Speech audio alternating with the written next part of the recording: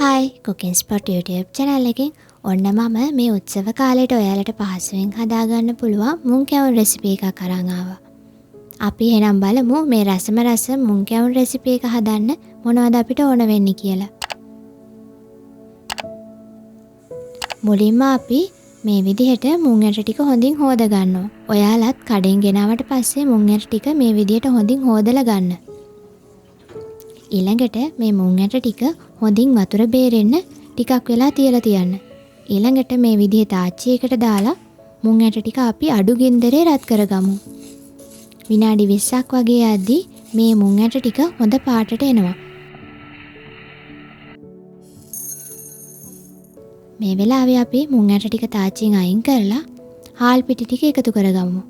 මම මෙතන ගත්තේ තෙත හාල් පිටි නෙමෙයි ඉන්දියාප්ප හාල් පිටි.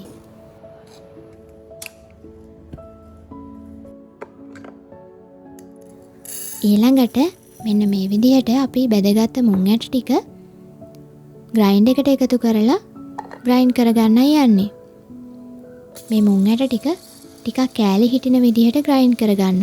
එතකොට අපි මුං කැවුම් කද්දී හොඳ රසක් තියෙනවා.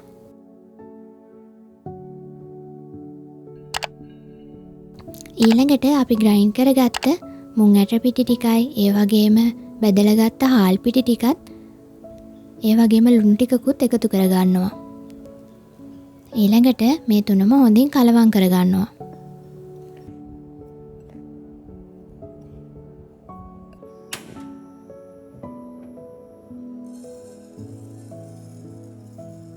අපි දැන් මුං කැවුම් මිශ්‍රණයට ඕන පැණි මිශ්‍රණය හදාගමු.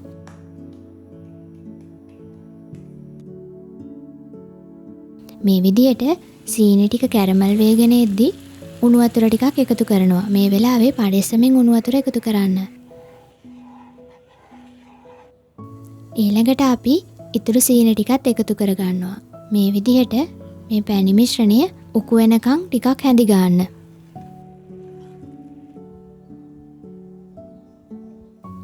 දැන් අපි මුං කැවුම් වල පිටි බැටේ එක හදාගමු.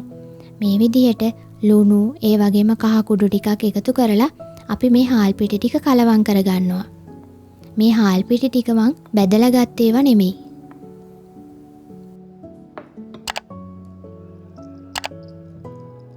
මේ විදිහට වතුර ටික එකතු කරලා මේ මිශ්‍රණය අනා ගන්න.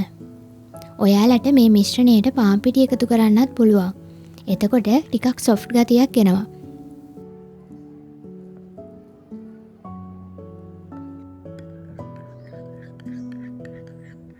ඊළඟට අපි මුං කැවුම් මිශ්‍රණය හදාගමු.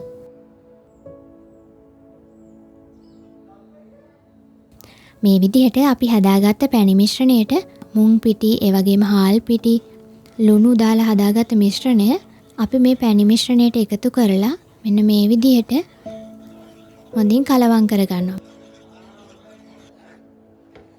මේකට ටිකක් වෙලා යනවා. ඔයාලත් මෙන්න මේ විදිහට මිශ්‍රණය ඔක්කොම එකට එකතු කරගන්න.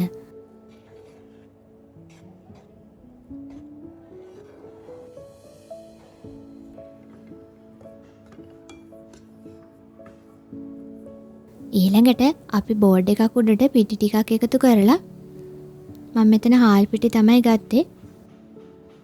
මෙන්න මේ විදිහට අපි මුං කැවුම් මිශ්‍රණය අතින් තුනී කරගත්තා.